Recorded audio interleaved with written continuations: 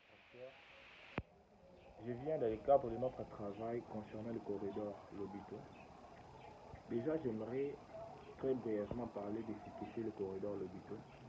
En soi, le corridor Lobito est un projet infrastructurel visant à relier les régions minières de la République démocratique du Congo à l'océan Atlantique via le port de Lobito en Angola.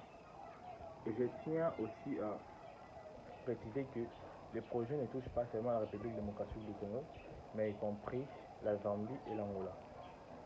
Et bien évidemment, le corridor Lobito aurait plusieurs avantages à la République démocratique du Congo, mais vu qu'il nous a été plus précisément demandé de parler des avantages du corridor dans nos provinces respectives, et moi en tant que fils du Kwilu, je dirais que bien que le corridor Lobito ne passe pas de manière directe par ma province de Kwilu, mais elle est plus au sud, au Katanga, je dirais que le corridor Lobito aurait des avantages ou des retombées dans ma province de Kwilu si et seulement si le corridor améliore les routes nationales, renforce la logistique vers Kinshasa et stimule le commerce régional.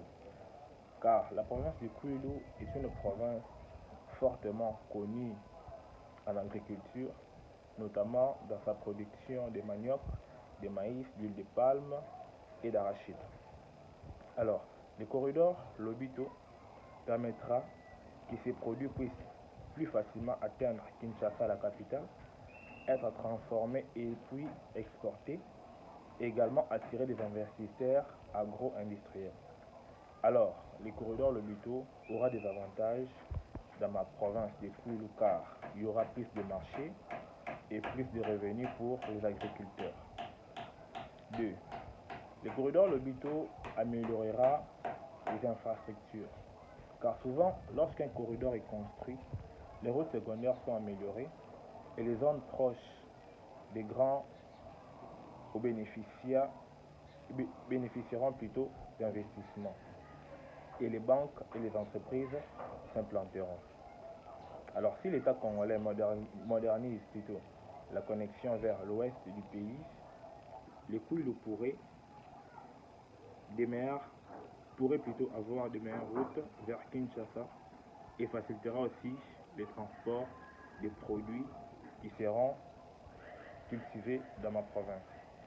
3. Il y aura des créations d'emplois indirects car même si les trains ne passeront pas dans le Kwilu, mais la croissance économique peut créer plus d'activités et les jeunes peuvent trouver du travail dans la logistique, dans l'agro-industriel ou les commerces.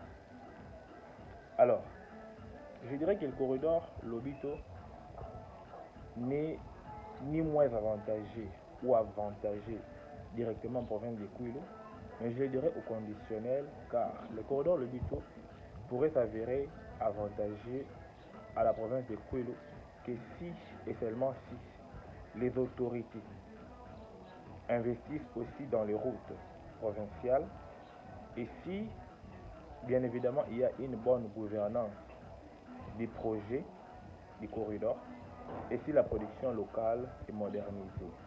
Alors, c'est la seule manière qui va permettre à ce que le corridor Lobito puisse faire en sorte que ma province, qui est le Kwilu, puisse en tirer avantage.